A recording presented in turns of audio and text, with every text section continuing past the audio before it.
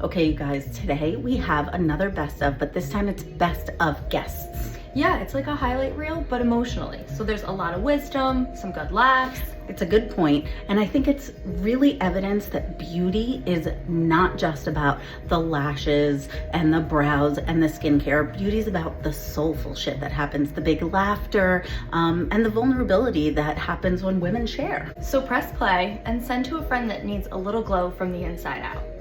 And if you're looking for beauty that feels a little bit like therapy, come visit us in Hohokus.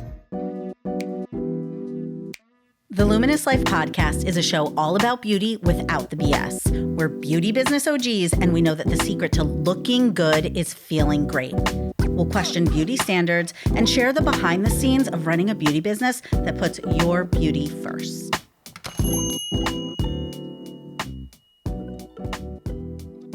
We can't ignore that you've got unbelievable skin. Oh, thank you. And always have. I don't want to say nothing.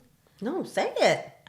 It's a lot more than just beauty. Okay. Like, I've come a long way from the last 3 years. Mm-hmm. I'm just looking in the mirror and accepting what my mother left me. Oof. I'm sorry. That's beautiful. Yeah. So that's even beautiful. When she was ill and I saw her, coming down, decline. I'm just more grateful, so I don't complain anymore about like my under eyes, because I used to be like, look what you and Dad gave me. I mean, I had bags and dark circles in first grade. My parents would pick me up and they would say, oh, she needs rest. Oh, she's rested. I was sleeping 14 hours. What more rested can I be? No, really. In grade school, middle school, it's like, she's so tired. I'm tired now. Yeah. But yeah, so. What a beautiful perspective, Monica. I know that you don't feel great and you don't feel beautiful, but apparently the world is noticing that you're beautiful. And I would love it if you could tell us what happened at Bagel Nosh this morning. First of all, shout out Bagel Nosh, because you're the best bagel store ever. But yeah, tell us what happened at Bagel Nosh. So since we have a new all-black dress code to work, I've really been trying to make an effort to wear sundresses. And I feel like when you're pregnant, like, you can wear a maxi dress and it's comfortable and it's cute. So I go to get my breakfast sandwich this morning, and as I'm waiting for my buttered bagel, a senior gentleman, very senior, approaches me and says, wow, I can see how you got pregnant. That dress looks great. That's amazing. Wild. Senior is the gentleman. Like, kindly, he was no younger than 80. Okay, kindly. I can see how you got pregnant in that, what was it? That dress looks great. Oh. That is wild. Yeah. And then my bagel wasn't ready yet, so then I had to sit there and entertain him for a few minutes while I waited. You chatted? He told me a lot about his life. He told me that his first wife passed and he remarried 5 months later. Wow. And that all he cares about is beautiful eyes. If a woman has beautiful eyes, she gets right to second base. And this was all before 8:30 this morning. You had a really interesting conversation with a client the other day. I overheard you guys talking about it, where you were really asking the client for feedback. And I felt like you were coaching her. I felt like you were like, hey, like, I can tell something's not sitting right. Tell me what's going on, because you wanted to correct whatever she was seeing that she didn't like. And I thought that was such an important lesson to kind of talk to our audience about this relationship that service providers and clients have. Can you expand on that as a service provider? I think the relationship with lash and brow artists and their clients are very close, because we see these people typically more often than someone who's going for different beauty services. And I think with that comes a closer relationship. And I feel like I express this to the people that I see that come into Luminous. If you can't tell me that you don't like something, I am doing my job incorrectly, because it has to be an open communication. Just how I want clients to understand if they're asking for something that's maybe not realistic, I want to be able to tell them that as well. But it's not ever something that we take personally. And you're here for a service that you're paying for.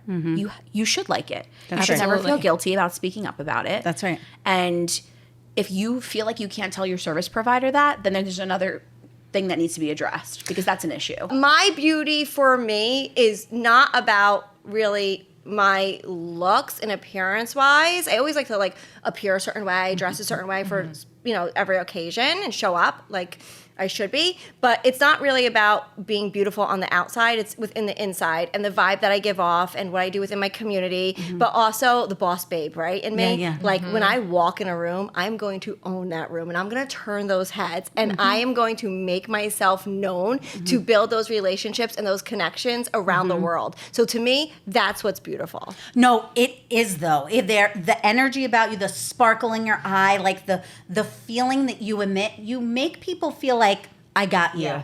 I'm going to figure it all out. And we're not even doing travel here, right? Like, but you're just like, we feel held by you. We feel seen and validated. And it is beautiful, beautiful energy. I appreciate that. And I do feel that I have the I got you energy for so many people, but now I'm ready to have it for myself. Oh, I love that. Tell us. Because I must say, you come in here a lot into Luminous and you're like, oh, I want to do something nice for my friend. I'm going to somebody's house and I just want to give them a little something. You're constantly thinking about other people. So just to hear that makes me so happy for you. Thank you. I'm ready. Yeah, what is it going to look like?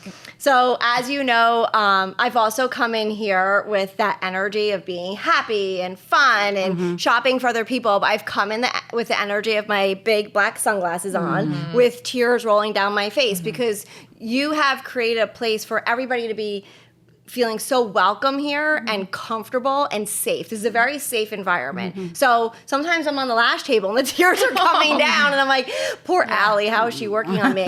But I haven't really at all. I have not really. I just have not discussed this publicly. So you'll all be the first to know this, but I am going through a divorce. So at 49 years old, I'm going through divorce number 2. And that really wasn't something that I saw in my path of life. It's not something that I wanted. And you know, with everything in my life, I work so hard and I fight for everything. I'll fight for you. You do. I'm a fighter. I do not go down. And there's a point in your life where you have to know you have to fight for yourself. And that doesn't mean that like you're giving up on someone, but like you just can't give up on yourself. How did our draft go, you guys? Okay. How'd your draft go? Killed it. No. Got Joe Burrow, so I killed it. Okay, so we have to say that the success of your team is based on the attractiveness of your team. No, because I failed. I just needed one to like keep One the brand, cute? and I One did. cute. You got to see. I got a C actually for drafting, yeah. But I just needed to make sure I got like A cutie. a real cutie, and I did. I got Joe Burrow. So in my eyes, I won. But my team is pretty good. Okay. Yeah. Okay. And how'd your draft go? Okay. It brought me back to my high school days of walking into class, finding out there's a test on a book that I didn't read. Right. Yeah. And now I'm sitting down, and back in the day, there would be people around me that would actually kind of like want to help. Not cheating. Right. Help. Yeah.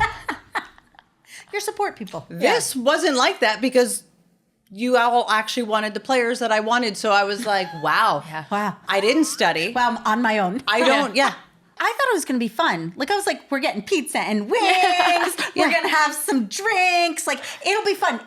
We were sweating. We were like 90 seconds. Marcella, you're up. Oh my God. Go. You were like, did you have a slice of pizza yet? I was like, I can't focus on that now. Like, I was like, the wings are really good. You guys should try one. First couple years, you're crushing it. Yeah, Then crushing you're it. like, my brain needs stimulation. And for a very selfish reason of being bored and going numb in the head, I decided to look for some nonprofit work. okay. So that's what brought me to Family Promise. Originally was a completely selfish need to get the fuck out of the house. Okay.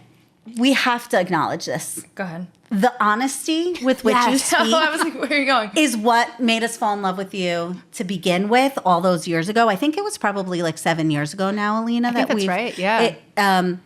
Because it is so refreshing to hear.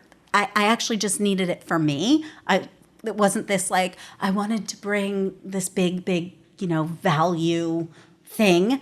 I needed it for me. Yeah. And look what it's turned into. Tell us about Family Promise. Tell us about your work with them. So Family Promise is an amazing local organization that focuses on getting families with children who are facing homelessness, getting them back to self-sufficiency.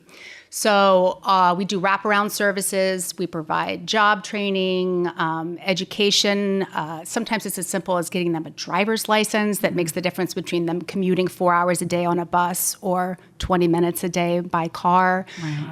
We help them with financial advising. They've never got, any knowledge on how to get your credit score up, why it matters, all of that. So they are stuck, these families, in a position where they make too much money to get government assistance, but they don't make enough money to make ends meet. So they're in a position where they're kind of told, like, if you quit your job, you can sign up for welfare. And they do not want to do that. Right. They are capable, proud, wonderful parents that want to provide a good example for their children, and that's who succeeds in our program. And they do amazing things. We've had, we definitely have moms and dads that come.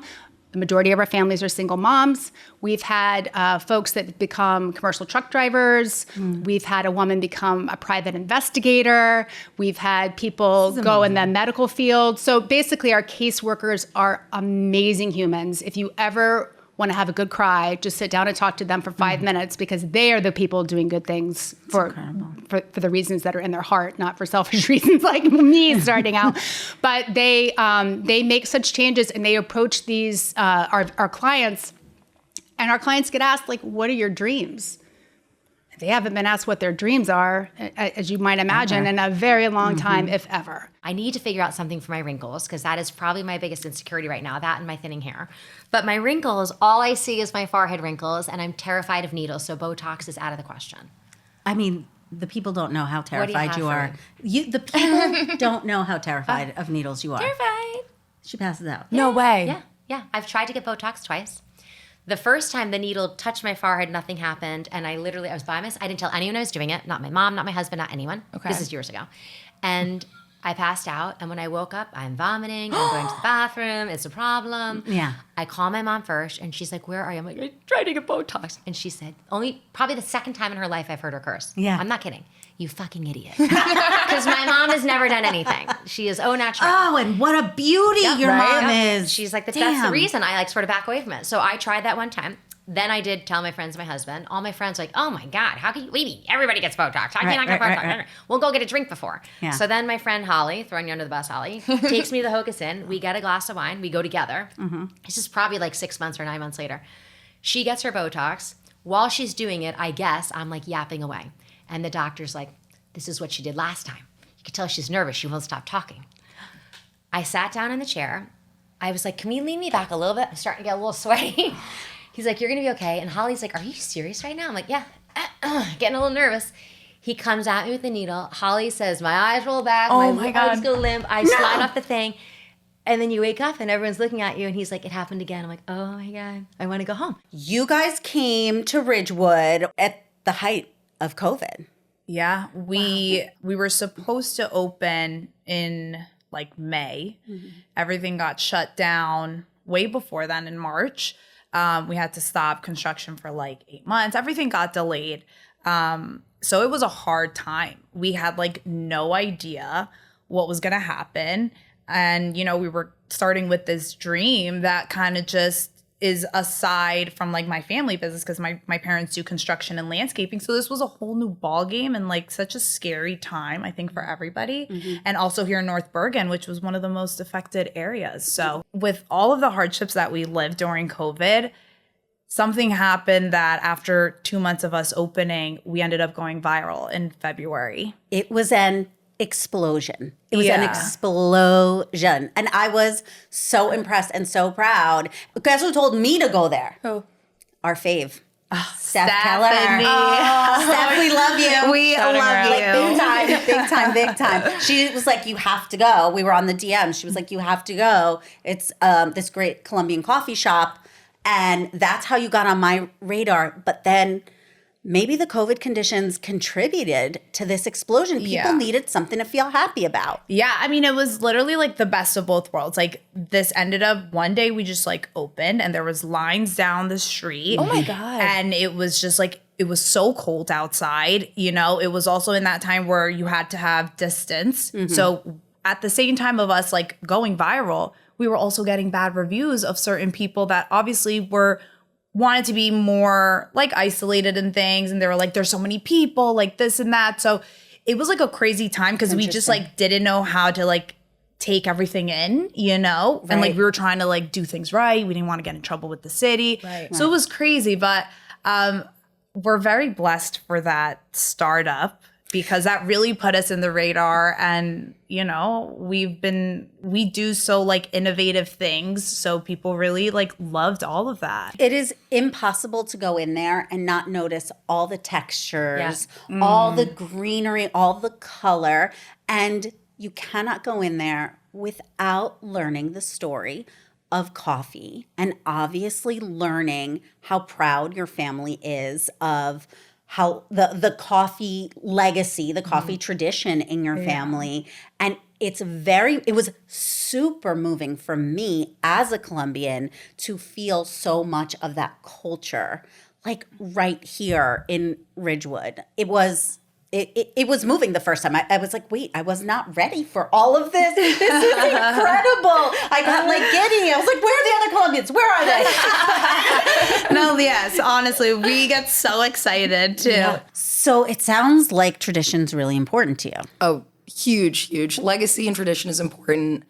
I would say that bridging old and new has been a really interesting relationship that I've had with the store. So my parents came here from Guyana. So they obviously left their community to come here. And I grew up in an area where everyone I knew, their parents grew up in that area. They're now, you know, surrounded by their parents' friends. Their grandparents grew up in that area. I didn't really have that opportunity. So being able to be part of something that's so deep rooted in the community and has this legacy, I feel like I get to almost tag on to that story and have the opportunity to really grow it and really expand on it, you know? I can really, really relate to that because I'm a first generation American. My parents are from South America, and everyone in my town where I grew up had been there for generations. And I always wanted that, like, oh, my cousins live on the other street, and then my other cousins live on the other street, and then my aunt and uncle live on the street. And I think that you picked correctly because Hohokus is so rich in history, and there are so many people that you're like, oh, you didn't know that was so-and-so's aunt and all of that. But then the embrace from the community is beautiful. They want the people who invest their time here to win. So I think you picked really, really well in terms of the community. How has it been? How's it been getting to know everybody? It's been fantastic. It's exciting because there's two sides of the community from what I'm seeing, right? There's the side that has existed here for a really long time. They've raised their families here. They've got grandkids. And then there's the younger generation that are all young business owners that are coming in with wide eyes and dreams and looking to really find their footing. And the community that has existed is so welcoming. And they're so excited. They're so excited for us. They want to share their history with us. And they've got all these tips and tricks, and I love spending time with them. And they point out to different buildings, and this used to be our town center. This used to be the old firehouse. This used to be this. So cute, yeah. And I think being able to see what it was through their lens and see how excited they are to watch it grow has been really nice. But they've definitely been really welcoming and full of enthusiasm as well about the fact that there's a woman at the store. Oh, I'm so glad to hear it. I love it. Absolutely love it. It was like, stop the presses. What? What you're talking about is a lot of young people come in, right? Sometimes they can bulldoze through things and go, put everything on the computer, like make it splashy, get a neon sign, all of that. But the reverence, because the way that you talk about Carlo Russo, the way that you talk about Chuck and his father, the way that you talk about the respect that you have for the Hohokus community is with reverence. And it didn't start here. So I want to dig a little bit more into where did you learn to become so reverent and so much about like honoring tradition? Because I think that's something really, really special and not always found in business owners and entrepreneurs. We can bulldoze a little bit. Okay. Well, we can go super deep. It starts with being Guyanese, to be honest. Okay. It starts there, and then it gets bigger than that. But I would say I'm Indo-Guyanese. I'm Indo-Caribbean, right? So my family were once from India, right? They left and came over to the Caribbean, to work during a time of indentureship, and part of that is holding on to our Indian identity from in a very far away land, right? So holding on to tradition is really deep rooted in being Guyanese. It's really important to not lose touch with where we've come from. As I've gotten older, I've come to see that India has westernized and moved with time. But in Guyana, you'll find really traditional Indian practices and thinking. And so I would say from just being Guyanese, having respect for tradition and, looking to our past for answers is a huge part of who I am. And then it goes to my parents.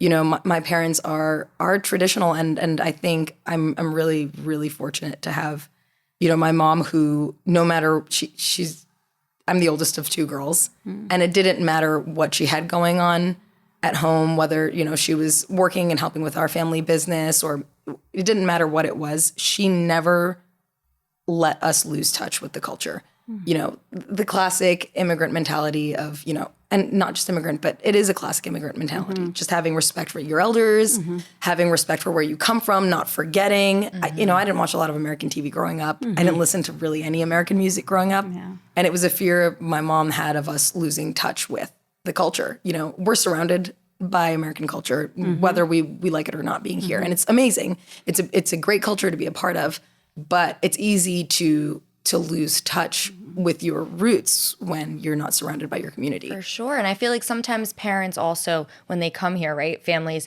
they want their kids to Americanize or they want them to fit in. So you kind of lose your way through the old traditions and holding on to those roots. So that's beautiful that your mom was like, no, you're going to stay true and we're going to, listen to the music and watch the TV shows. And then the American stuff, it seeps in naturally, right? It's there. Yeah. It's already there, right? You're at school 8 hours a day, right? You're around it. And so this is just such a reminder that we're all more alike than we are different, right? Like we're sitting here, the three of us. You have had a similar tradition in terms of like maintaining traditions in your family. I've had that similar thing. But I think what it does is that it does bring that respect to the institution that you're in, whether that's America or whether that's Carlo Russo's wine and spirit world. Because like that, you don't alienate anybody, right? It's like the respect your elders. And it's also like, look to the young people and see what they're doing. They've got some new and exciting stuff. Thank you for listening to the Luminous Life Podcast. If you're in North Jersey and looking for beauty that feels like therapy, come visit us at the store. You can always follow us on your favorite podcast app or check us out on YouTube.